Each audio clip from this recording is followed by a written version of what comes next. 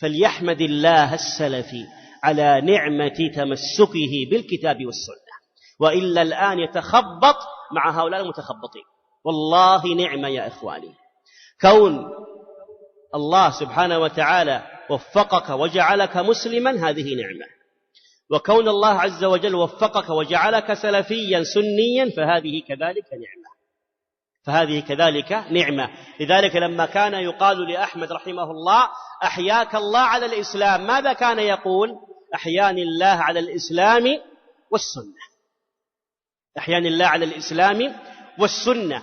لذلك أهل الإسلام الآن غرباء، وأهل السنة أشد غرابة في أهل الإسلام.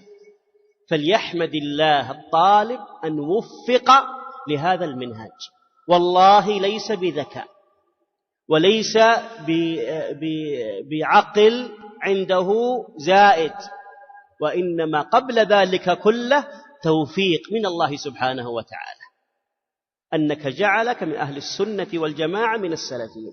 ولا هناك أناس أذكياء، وهناك أناس عندهم من العقل الكبير، ولكن والعياذ بالله أوتوا ذكاء ولم يؤتوا زكاء.